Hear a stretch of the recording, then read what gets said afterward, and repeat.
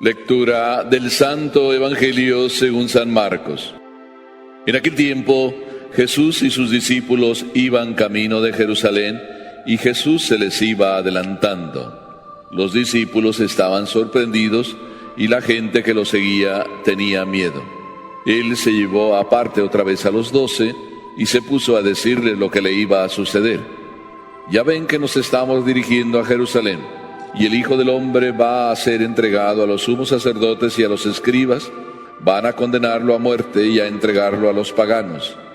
Se van a burlar de él, van a escupirlo, a azotarlo y a matarlo, pero al tercer día resucitará. Entonces se acercaron a Jesús, Santiago y Juan, los hijos de Zebedeo, y le dijeron: Maestro, queremos que nos concedas lo que vamos a pedirte.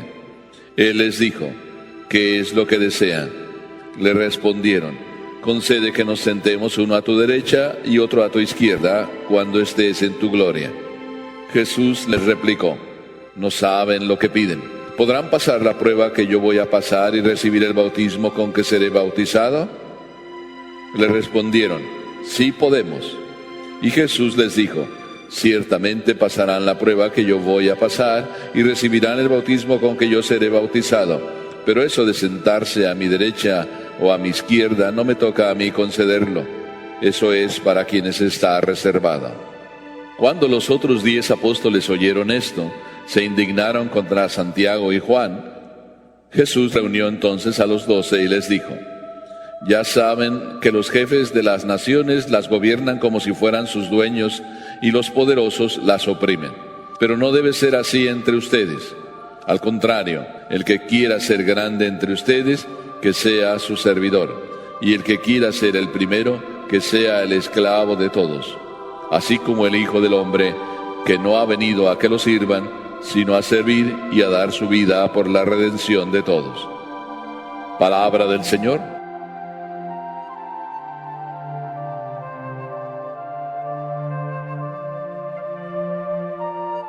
El poeta Tagore nos dice en una de sus poesías, muy breve, muy sencilla y muy corta: Soñé que la vida era alegría.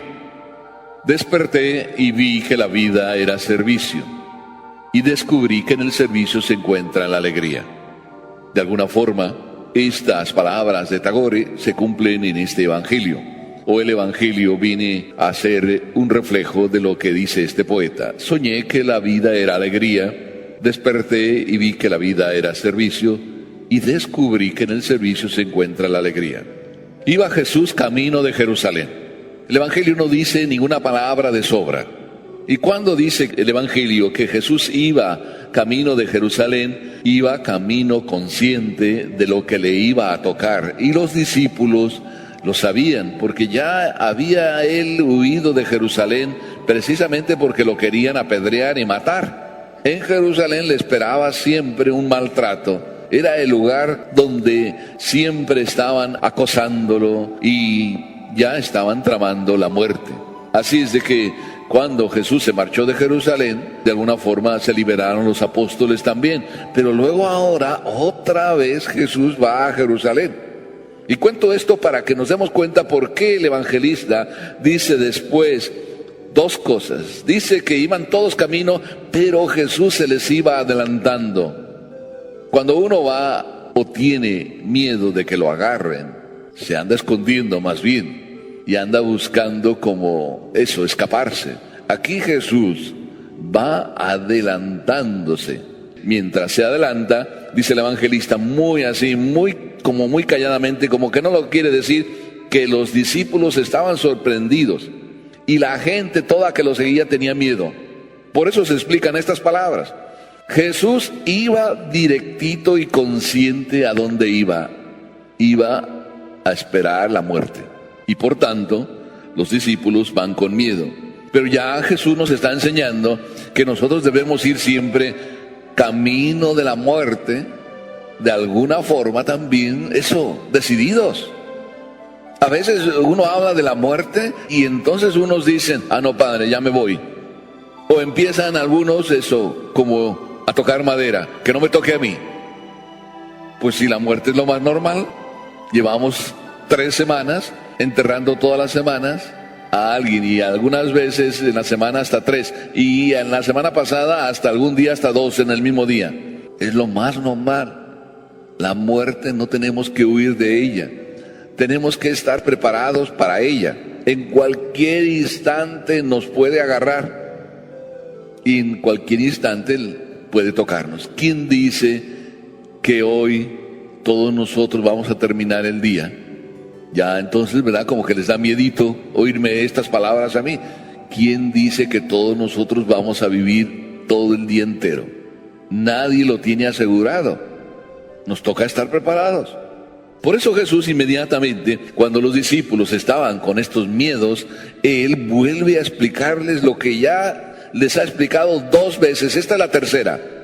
Y les vuelve a decir: nos dirigimos a Jerusalén y el Hijo del Hombre va a ser entregado a los sumos sacerdotes, y además Él cuenta toda su historia por adelantado. Lo van a entregar, se van a burlar de Él, es decir, se van a burlar de mí, me van a escupir, me van a azotar, me van a matar, pero al tercer día resucitaré. Y esto como que no lo escuchamos, pero al tercer día resucitaré.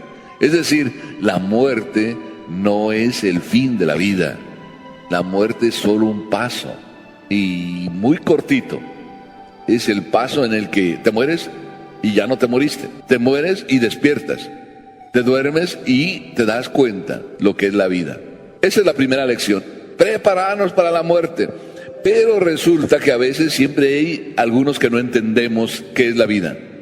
Y como Jesús ya estaba para morir, o estaba para realizar su hora, que él hablaba también así, para realizar la hora de la salvación, la hora de instaurar el reino, entonces 2 de los discípulos, Juan y Santiago, que además eran parientes de Jesús, Juan y Santiago se sentían como con un derecho por ser parientes, seguramente por eso, y le dicen a Jesús: oye, ¿y a nosotros qué nos va a tocar? ¿A nosotros qué? ¿Cuál va a ser el puesto de nosotros?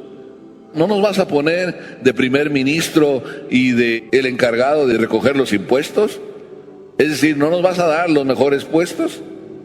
Ahí está ya el andar queriendo aprovecharse de un servicio. Y por eso Jesús vuelve a preguntarles: bueno, si ustedes quieren un puesto en el reino de los cielos, ¿están ustedes preparados para recibir el mismo bautismo? Es decir, para ser en la misma línea condenados a muerte. ¿Están preparados? Y ellos dijeron: sí, sí estamos preparados. Bueno, pues ya entonces, viendo la disponibilidad de ellos, que sí estaban dispuestos a morir, Jesús les dice: bueno, pues está bien, pero el puesto a mi derecho, a mi izquierda, no me toca a mí. Eso es una cuestión de mi Padre. Y luego viene la otra respuesta, que es ya la lección frente a los otros 10. Los 2 querían el primer puesto, Juan y Santiago, pero los otros 10 no estaban muy lejos de Juan y Santiago, porque les entró la envidia y se indignaron de que ellos también no iban a ser tomados en cuenta, o de que se les adelantaron. Igual de envidiosos, no habían entendido de qué se trataba verdaderamente el Evangelio. Y el Evangelio viene a decirnos: bueno, ok, ustedes quieren un puesto especial y lo van a tener, pero hay algo que hay que vivir. Y esto grábenselo muy bien. Así como los jefes de las naciones los gobiernan, pero los oprimen y los aplastan, así como ellos lo hacen, ustedes en mi reino no deben ser así. Y de hecho, esta es una tendencia muy general. Cuando uno tiene un puesto, a veces tiende a aprovecharse del puesto y tiende a oprimir, hasta a aplastar, a humillar. Y esto pasa en cualquier lugar. Ya hace tiempo me encontré con un papá que estaba enfadado de la vida de ser papá. ¿Por qué? Dice: yo cuando era niño soñaba ser papá, y soñaba ser papá para poder tener unos hijos y que los hijos me obedecieran y poderles ir llevando. Y ahora resulta que mis hijos de 6, de 7 años, ellos son los que me dicen en qué escuela tengo que meterles, y ellos son los que me mandan. Ya se ha cambiado las cosas al revés. Y además no solo me mandan, sino me amenazan. Dice, ya no sirve para nada ser papá.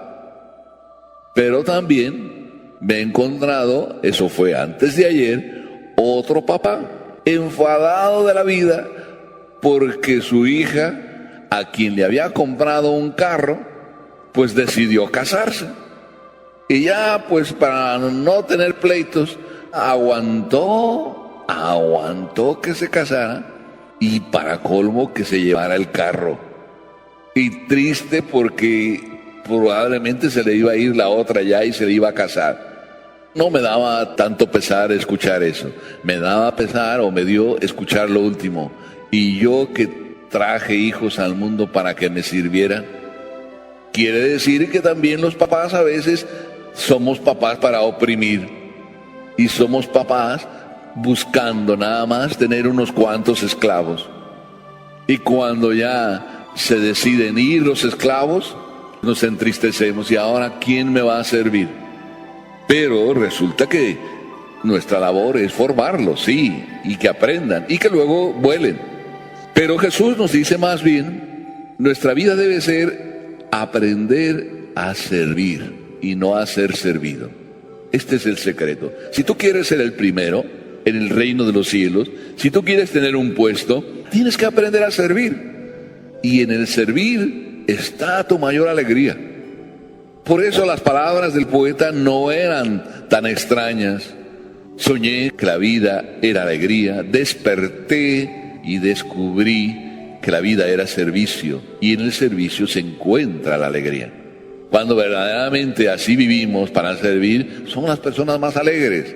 Y cuando estamos viviendo para que nos sirvan, somos muchas veces amargados, porque no nos sacia el ansia de querer que nos sirvan. Siempre pensamos que alguien no está sirviéndonos como nosotros esperamos.